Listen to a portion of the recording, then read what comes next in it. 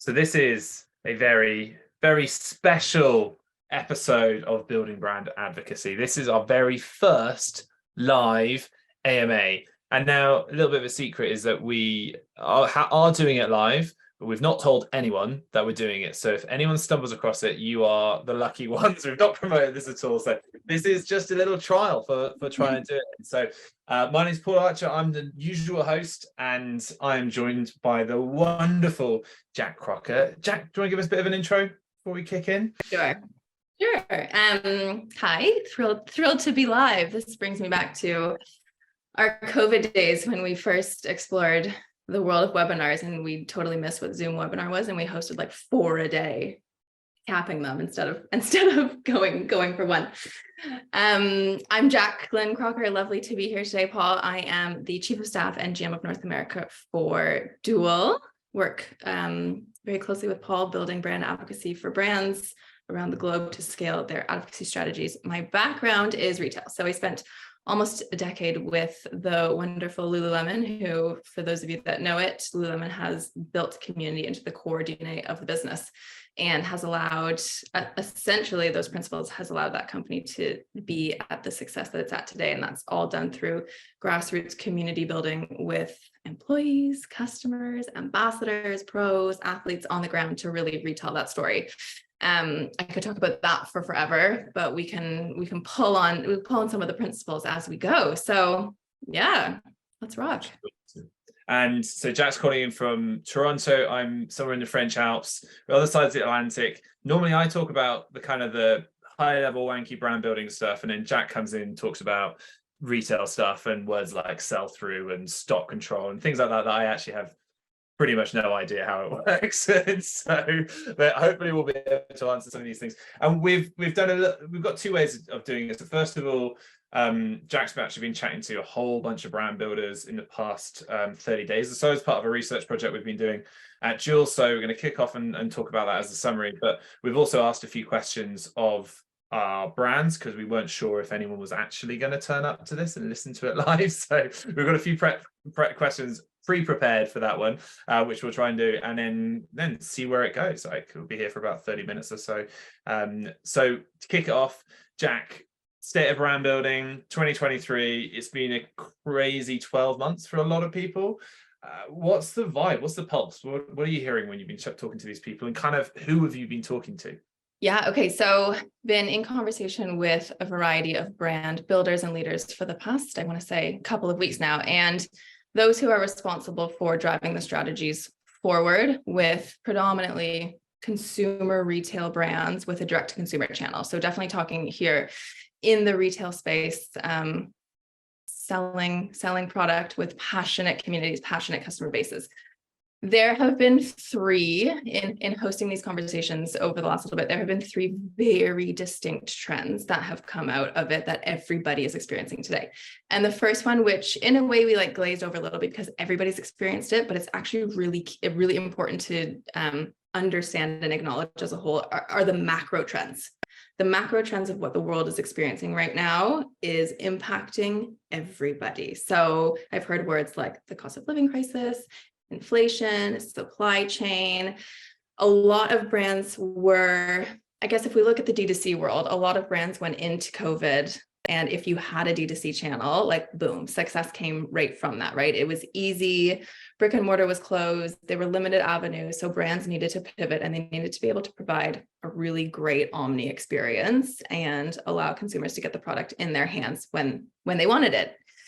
What we've experienced since from a macro perspective are changes. So what is happening right now is supply chains are being impacted. The buying teams are needing to make big bets on either if they are or not going to be able to sell through these products. And looking at the consumer behavior right now, people are still spending money, but they're spending it in a more condensed, concise way. So it's not as though brands aren't seeing customers come back to their companies. It's the fact that the purchase rate is not as high. So these macroeconomic trends are the number one thing that brands are experiencing across the board. Number 2 is the rise, and it's not new, but it's the rise in customer acquisition costs, and it's the the cut in budgets. So big brand leaders are being expected to grow their businesses with less money than they were previously. It doesn't go as far. So those would probably be the two big areas, the macro trends, and then these brand builders wanting to really produce a result based on what they have, but the budgets are smaller. So therefore, the decision as to what channel they're being spent on or buying an ad here is more expensive this year, and it sees fewer eyes, is a huge battle. So the third trend is, what channel is next? What channel do I use? Where do I turn to? How can I know if that next best decision is actually going to produce an ROI for the business or not? And how do I know that's where my consumer is? So some three really, really big trends, but pretty synonymous across the board with everybody we've spoken to. So if you're watching and you're in that as well, it's the norm. So what the space that we're in now is, now what? How do we fix this? How do we move forward? What's that mean from a morale perspective? I mean, because that's do more with less. That's never the easiest. And like, what's the general vibe you're getting from the people you're talking to? Are they optimistic about things? Are they kind of excited about this opportunity? Are they feeling broken down? Like, what sense do you get from that? Yeah, I think morale for those that lead teams, morale for the team leader is high towards the teams. The team leader themselves, it's not high. They are trying to essentially beat the system in a way that it can't be beaten. So there's a lot of feelings around being stretched too thin. So not only are customer acquisition costs rising and marketing budgets are being cut, but headcount is being cut as well. So the request is that there's more, we grow, we comp year on year, we do more than we did last year, we produce a better result with less.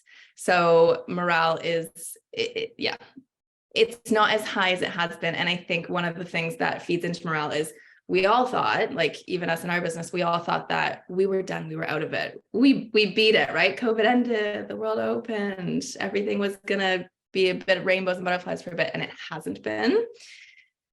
The trends or like the predictions that we saw Jan 2022 are still those same predictions. So there's not a lot of light at the end of the tunnel for a lot of these senior leaders, either brand directors, CMOs, those that are reporting directly into a CFO. And it's hard, but they're making good decisions in order to, use that budget to the best of its ability. And is there any, you said the third one there about new channels, different channels, are people consistently saying the same thing about what they're experimenting with, or are they just spreading the net pretty wide and seeing what returns fish? Spreading the net pretty wide. So there's the standard, Instagram, Facebook ad spend. There's venturing into TikTok for those that haven't yet, because of the virality that it can produce. And the younger generation is ultimately, in a way, some of them, not all of them, but the younger generation is moving to social media channels as a form of finding what they need rather than going to something like Google. So brands don't know what that next big bet is yet, but they're trialing things like TikTok if they haven't yet, like nano influencers if they haven't yet, like customer loyalty, brand loyalty if they haven't yet, really figuring out like, what are those things that we haven't done yet? But the biggest struggle is being a request to show an ROI right away. And a lot of these brand-led, brand equity-led, brand awareness-led activities that will ultimately grow brand growth in the long term aren't deliverable from a metric perspective within a quarter, within a month. So it's a big bet, right? It's a big bet for these guys to take and say like, hey, this is what I did last quarter. I spent 20K and not sure the results yet, but I promise you it's coming. It's a big bet right now. Got it. That makes sense. Cool. I like that. That's the sort of sense I'm getting as well from chatting to brands is a lot of people just like, someone just want to give them a hug. It's like, it's all right. Everyone else is in the same boat. It's just hard across the board. And I know that you're up against it, but this is normal. You're not exceptional. And I think often my impression is because of what we do, like you and I, Jack, like talk to lots of different brands. Most people we talk to in brands feel like they are really unique and every brand is the same and their challenges are unique to, the challenges are unique and every brand is completely different. But actually, when you do see across, I mean, we'll work with 50 to 100 or so brands a year, the similarities are huge, particularly when you look at different industries as well. There are one or two unicorn brands that absolutely smash it, and you think they're going to be perfect. And when you do talk to them, almost always they are never what you expect they are. And that's always nice. But then most of them, the vast majority of them, going through the same struggles, same challenges, the same questions of ROI, channels, uncertainty, and it is the rarity that you get one that is really, really well led, in the sense that they're like, purely this is what we're about, this is the only thing we focus on, and the pressure then doesn't sort of simmer down to the operators, the people, the execs who are actually going to be delivering on it on a day-to-day basis. Yeah, I would say one of the biggest things that has transitioned that I've witnessed firsthand in speaking to many brands over the last 3 years is the introduction of the fear, and I'm not dissing any CEO, but the fear of presenting the business case to the CFO or the CEO is a lot more prevalent in 2023 than it's ever been. Brands had, even during COVID, prior to COVID, post-COVID world, had a lot more free reign to grow a brand in a more creative, experimental way, moving to different channels. And the brand builders that we were in conversation with never brought this up as a barrier. This was never a concern. So this macroeconomic trend has put on a new layer of understanding, awareness, and fear, essentially, of doing the right thing. And for the first couple conversations that we were having, I was like, oh, that's interesting. Like, yeah, that's kind of similar to what the previous participant said. And by the end of doing like too many to count now, it's been the exact same, and it's new. So nobody is in this alone. And I would suspect that many of us think that, you know, my CEO or my CFO is the only one that's asking me to like really put my case together, and like, why can't he just understand, or they can't understand that building brand awareness is good. You're not the only one. It is the trend. What it says. And actually, we do have a question from exactly that. Do you want to ask it? Yeah. So Paul, would love your take on it then, because I've given my 2 cents. But the question is, customer acquisition costs are rising and budgets are shrinking. I know that. My CFO and CEO wants to see the brand grow, but really doesn't get the whole you can't measure brand awareness and brand equity thing. Can you help? Yeah, I wish could magic that one up. I think this is like we're saying, this is the same battle everyone's having across the board.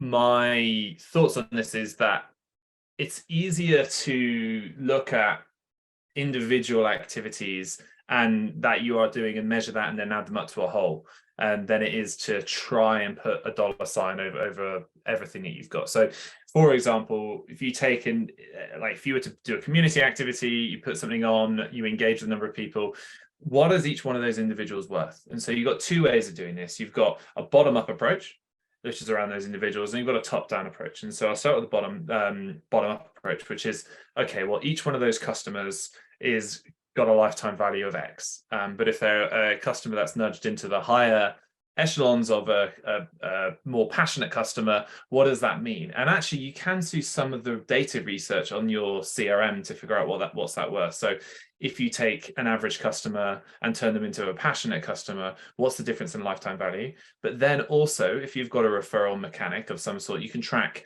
how much more likely are they to refer other people to do it. If you don't have a referral tool, then ask people, pick up the phone, and just take a random selection, call 10 people and say, how many people have you referred to our brand who've gone off and bought something that you know about? It's not exact data, but it's actually often more accurate than what you're getting from the data you come back from, because the number of dark social conversations you're not able to track. So maybe it's 10, maybe it's 20, however many you can get your hands on, talk to them and understand it. And then simultaneously also ask them how much they spent themselves, how many products they've bought. Some of that will be tracked. If you're an omni-channel business, a lot of that won't be tracked. So taking an individual snapshot of a particular segment of customer who's a fan, who's the kind of person who opens your emails once a month, for example, and saying, okay, well, that kind of customer is worth X to us, which is, you know, the lifetime value of them. and the value of the number of referrals that they've got. So if I recommend 2 people, that is 2 lifetime values. And so that person has a value to the business that you're able to sort of track there. And so you can do that calculation and see how many of those engagements you've got, and you can then infer the value of the activities that you're trying to put through.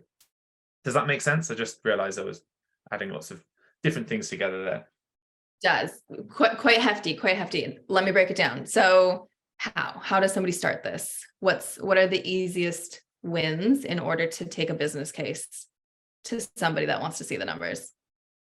A lot of the time, the numbers that people are looking at are just the ones that are being measured. So you're going to look at your CRM, and if you're a pure D2C brand, often that's 100% of your revenue, and that's fine.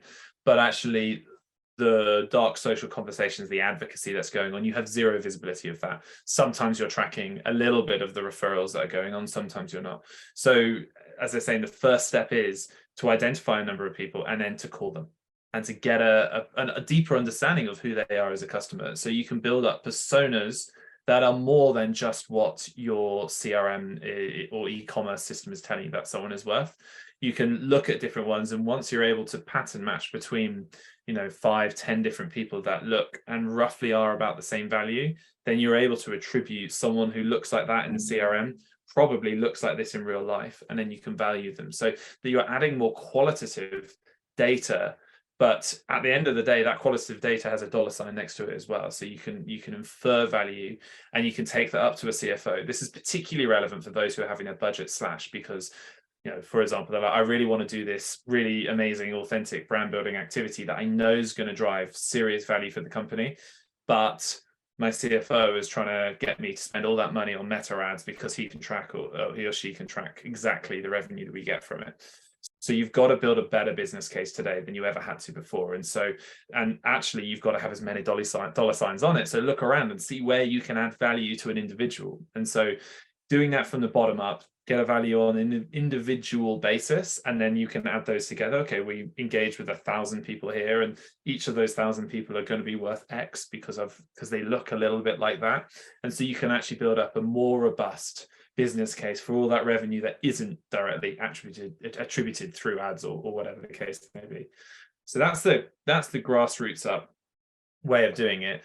The top down bit is, like that one really will depend on it, but probably the best way of measuring, for example, social activity and reach you've got is earned media value, that some people love, some people don't.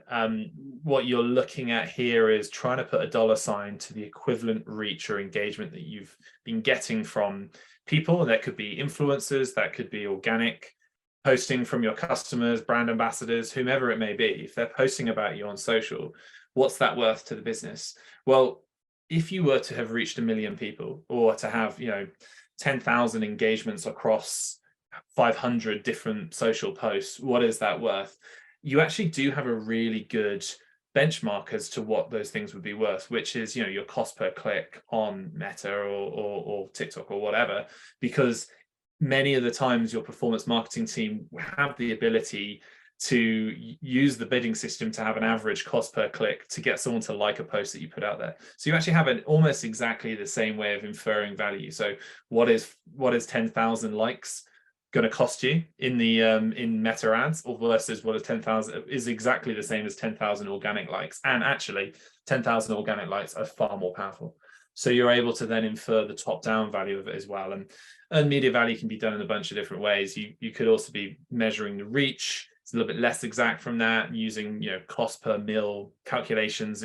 Tons of different ways that brands are spending money to get reach. You use the cost that individual brand is doing to reach their audience, and use that to infer the value of the earned media that you've got. So hence earned media value. And between those two things, the bottom up per individual basis value, and then the top down earned media value, you tend to be able to get a better business case than you would have done previously when you're going into battle, which would have been like, this is going to be cool, give me some money, which is great. But my take on it now, right, because you can't really say that anymore. My take on it now is that it sounds manual. Like what you just went through sounds really manual, and the reality is it is manual for the time being, because right now teams aren't getting sign off on big spends, big budgets in order to invest in something until it's proven. So it is taking that time to, understand the metrics, understand the impact of it. I can even relate from the sense that we are speaking to customers and we're speaking to the market and we're trying to understand like what is happening out there to support in how we can support from a brand advocacy perspective. It has been wildly beneficial to pick up the phone, and we talk about it often, and it feels like a lot of hard work, and the insight and the information that we're getting back is beyond invaluable because it is speaking directly to the source and it's the feedback loop. So it's helping evolve. And oftentimes from a consumer perspective, big brands don't ask customers questions. They just do whatever they want because they think they know. If you're a big brand and you haven't asked a customer a question, it is invaluable to that customer to bring them into your feedback loop. It starts to actually propel the brand flywheel, even from something as simple as that. I mean, the number of brands that haven't done that. I mean, I've had to have asked that question, 100 times, and just such a small handful of people have picked up the phone to talk to their customer base, and it's just so valuable. I think the reason is though, like we're marketers, right? We're talking to brand builders and marketers in the consumer space, and when you are in the consumer space, you are one to very many. You're one to hundreds, you're one to thousands, you're one to hundreds of thousands.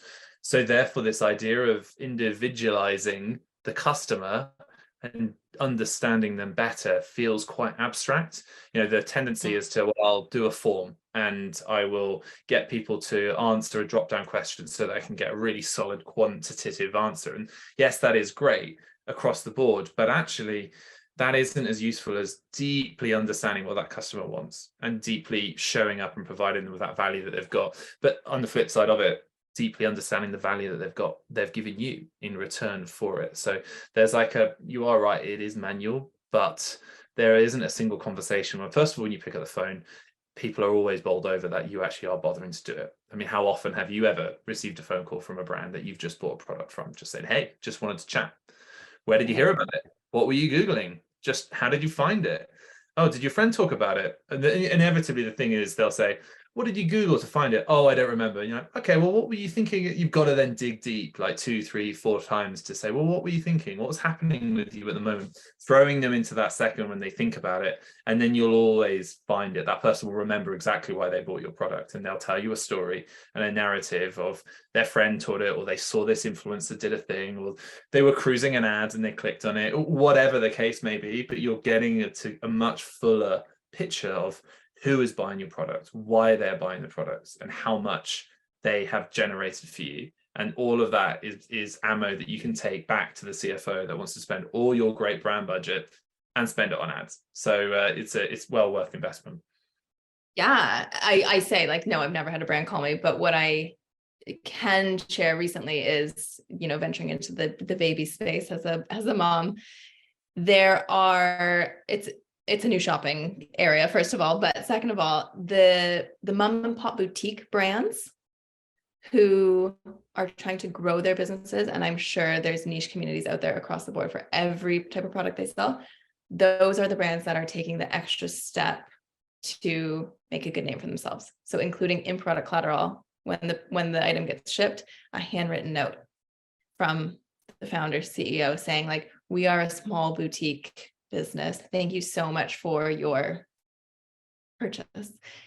If there's anything else we could do, or if you wanted to see a different product, we'd be happy to have the conversation, right? It's just putting it out there to invite the person that has actually just spent their smaller wallet share that they have these days with you, to invite them into the brand building process.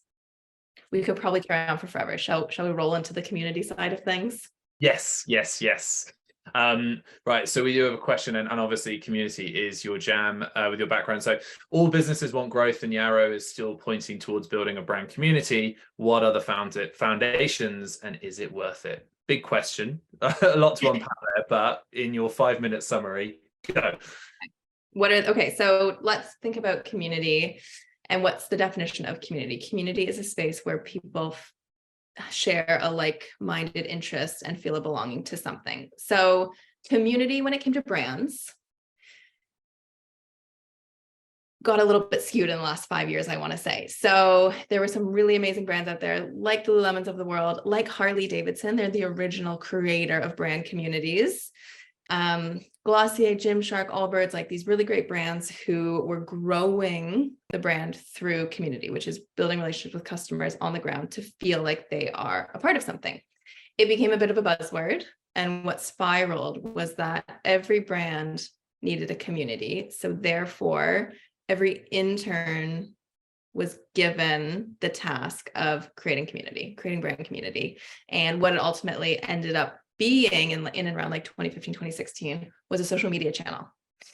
And the elements and the foundations of community, first of all, come down to a shared interest. So Harley Davidson, great example. Lululemon, great example. Both of those brands did not create the industry that they built a business around.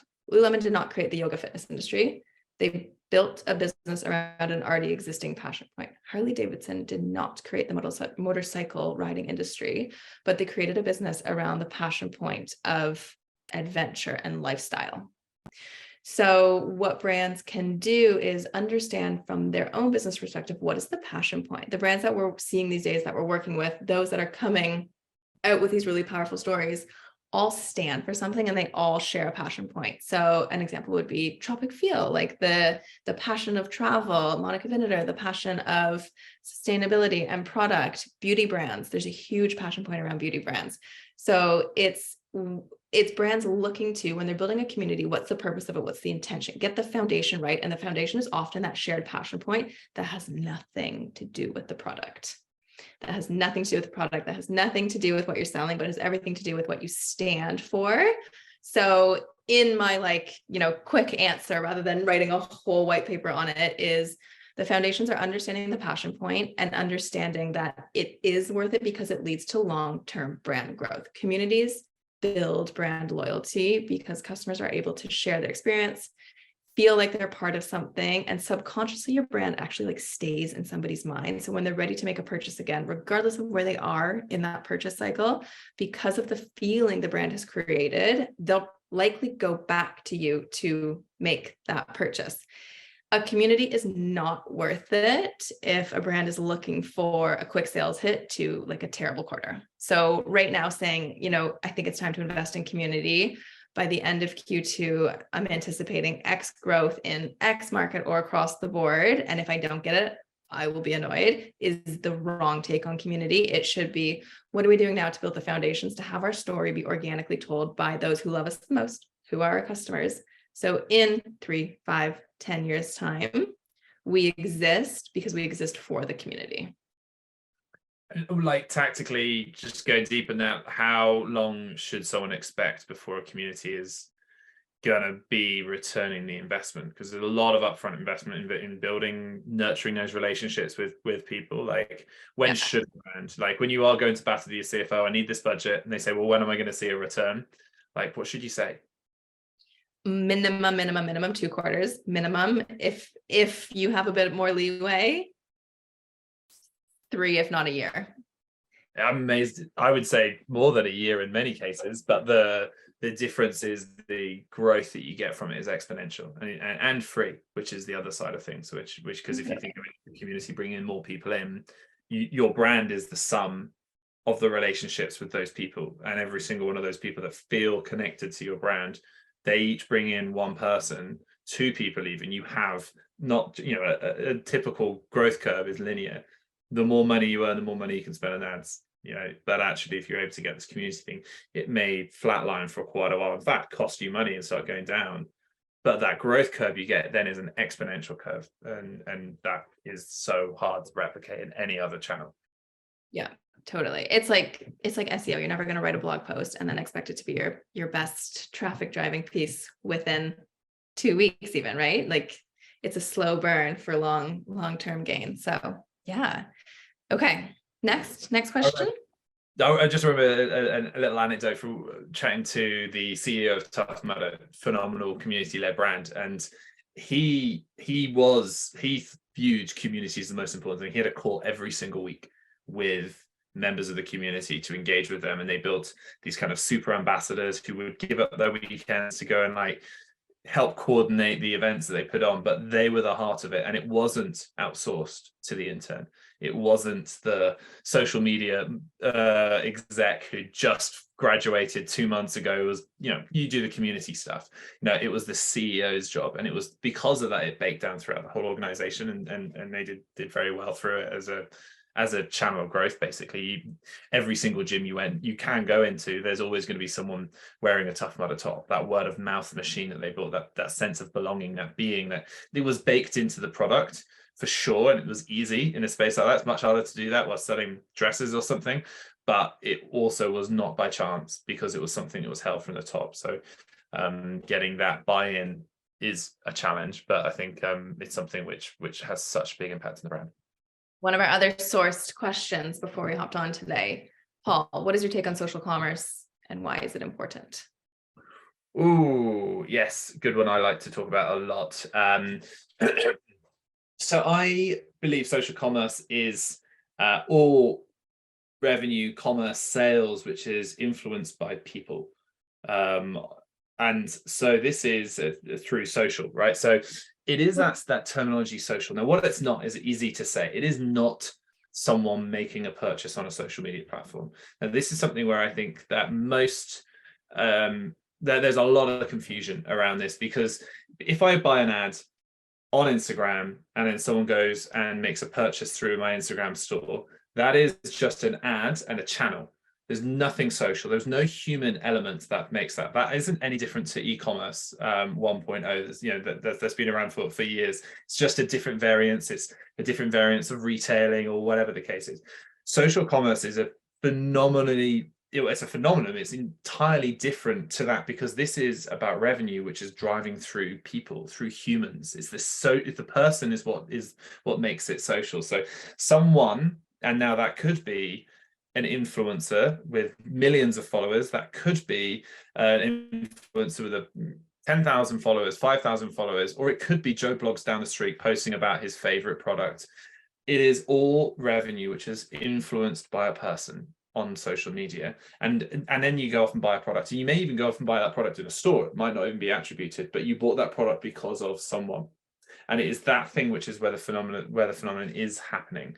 And if you look at the Chinese market, we just recorded a really, really interesting podcast about how social commerce has evolved there, like far more advanced. It is individuals are selling to each other. You're promoting it to your audience. You've got these big celebrities. The commercial element of content creation is really baked into that as an industry, and it's baked into the platforms, and you can make purchases within it. It's a little bit behind in the West, but it's still massively happening. Think of every single purchase that everybody has made because they were influenced to do it by a person on social media. That could have been through a referral they were sent over WhatsApp. That could have been about their post that their mate that they follow on mate from school that they follow on Instagram did about an experience they did. Think about the restaurants that people have visited, the hotels they've been to. Then you add on to that the retail layer, the beauty layer, that people are talking about their products that they love. And it's not, it's an entire pyramid basically of people who are driving this commerce type of thing, with a small number of people with a lot of followers at the top and a large number of people with a modest following in the middle and at the bottom. But this is the way we buy, right? But we buy today and will continue to buy more, and that's what's changing things. Like the Gen Z report came out recently that Gen Z's preferred search engine was TikTok. It's not Google. It's not Bing. It's not ChatGPT. It is. They don't care what other people, what the wide stream websites or the brands have to say. They care what other individuals do. They won't look at the reviews. They will look at content that people have created, streams, reels, stories, whatever the case is, to get that information and make their purchasing decision based on that. And that is phenomenally different to the first, e-commerce that came out with the first era of D2C brands. And there were really two winners that came out of that, because your distribution led in two ways. It was either through ads or it was through SEO, and ads through SEO, which was basically Meta and Google. They are the entire gatekeepers of e-commerce. And so if you are a brand and you want to get your product in front of people so they can discover it, so they can learn about it, you have to go through one of those two gatekeepers. And that was really cost effective in 2014, 15, 16. You get these D2C 1.0 brands that exploded, like selling direct to consumer mattresses and eyeglasses and all those various different things. And that explosion happened because they could figure out exactly their customer acquisition costs using those two gatekeepers. Now, unsurprisingly, because they rely on a bidding mechanic where the more people pile into it, the more expensive it gets, they then got more and more and more expensive. And then there was that inflection point that happened, during COVID, when everyone piled in online and the cost of acquisition through those channels just skyrocketed. But simultaneously, what also happened is like everyone came online and everyone was learning and consuming a lot more content through social media, and social media being the very broad scope of it, the YouTube content that people are consuming, Instagram, obviously TikTok being the more recent one, when people are consuming hours of this short form content every single day. And every single bit of content you're seeing there has the ability to influence someone to make a purchase. And it's that machine which is starting to churn, which is super exciting. And I think the kind of recommendation I've got for brands that are thinking about trying to tap into that space is that it's about playing the people, not the channel. So if a brand wants to get big on TikTok, it's not about launching a channel on TikTok and pushing out great content like it was when Facebook pages first came out in 2010, 2011. It's about creating a community of people and getting them to create content on your behalf, because that is what the algorithm is looking for. Very few brands are able to really penetrate through that algorithm with good quality content. However, millions and millions of pieces of content are coming from true fans, customers, influencers, creators, whoever it may be. That is what is getting is that multiple hours a day that people are consuming. And so if a brand needs to tap into social commerce, it's about tapping into the people. It's about the social. It's about the humans. So nurturing those relationships with people so that they'll create content about your brand, and doing that with a lot of them, because actually so much of this isn't going to land, but you've got to have enough people pushing enough of that word out there to hit enough people. So that's then a question of trying to get those humans engaged with it. So I'll pause there for a second because I could go on about this for a while, but without breathing. But yeah.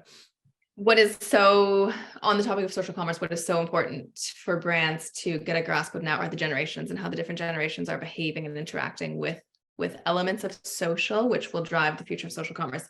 Gen Alpha is the newest generation, born in 2011, the year of the iPod. Is that what it is? 2011.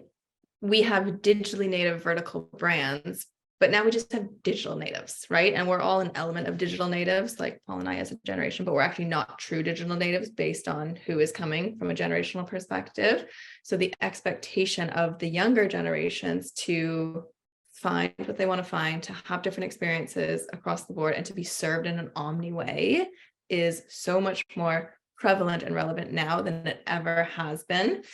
The thing that also gets me is the take of Gen Zs and Gen Alpha. Gen Alpha is still a bit young to be buying, but soon they will be. Their take on the pristine image, like the pristine content. They don't get pristine content. Like, why is it so polished? Why is it so put together? Make it real, make it authentic. So that is also a huge factor of this whole social commerce era.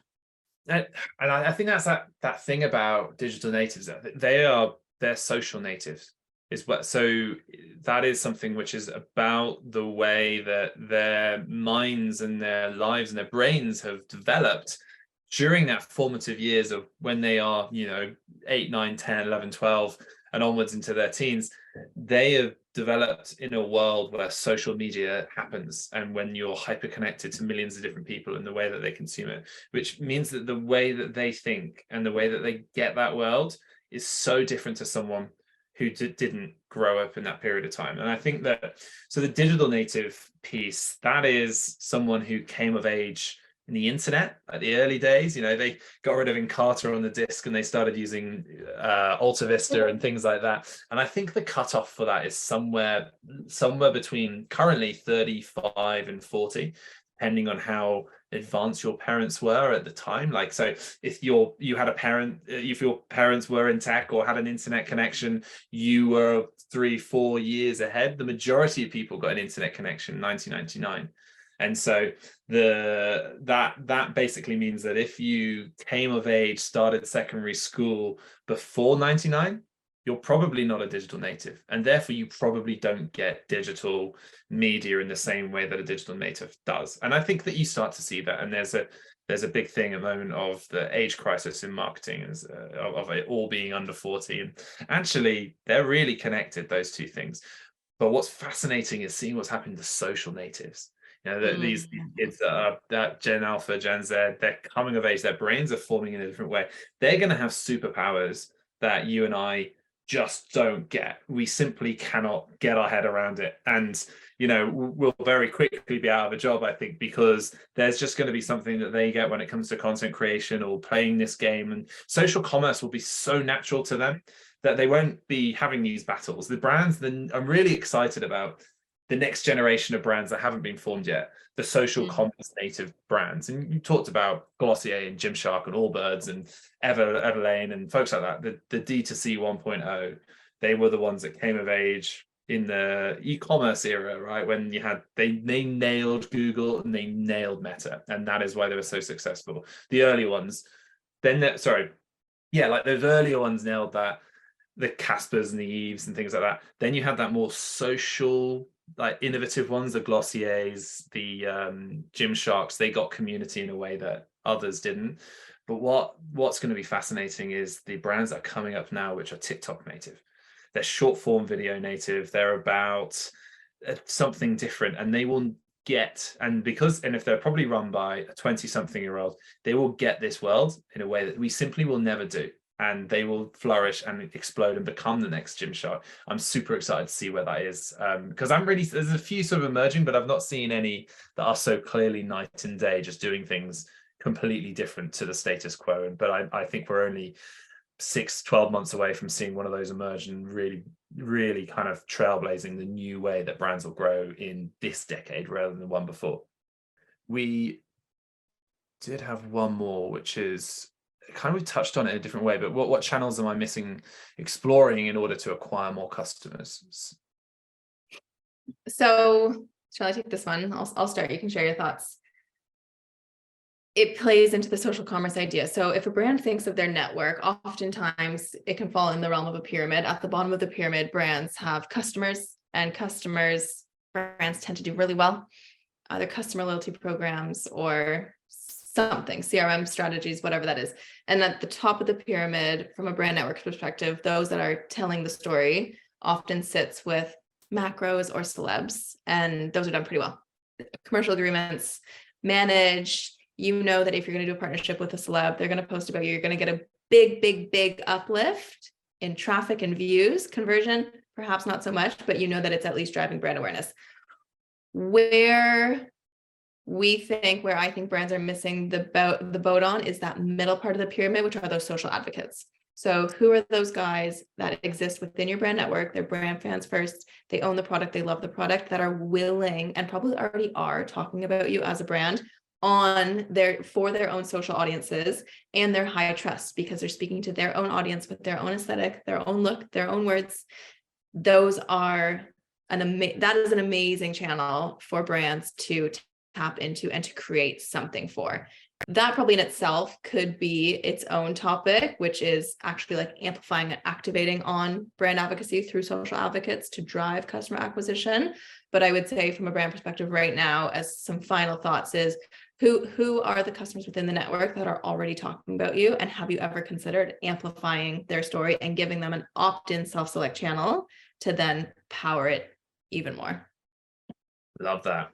And I'll add to that, and it's that, and I think we were just chatting to a really cool surf brand called Vizsla, and they tap into a creator network, and they talk about creators. We're not talking about influencer creators, social creators. They are people who are they are artists, they are surfboard shapers, they are environmentalists, activists, who may or may not have social reach. That's actually doesn't matter, but the stories that they are able to tell about those people is just fascinating. And it's outside of their remit, but it's still within their area. So they're taking these really interesting people and they're telling stories through them.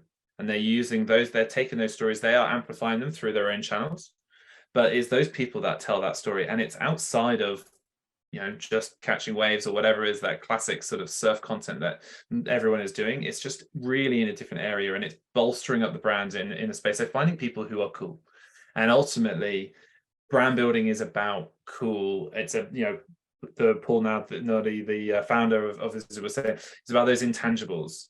And that intangibleness of cool is just so hard to put your finger on. So if you have a brand and you want to be cool, it's not much you can do. But what you can do is you can align yourself with cool people. And yes, some of those people might be, they might have 50,000 followers and help give you some distribution, but they might not be cool.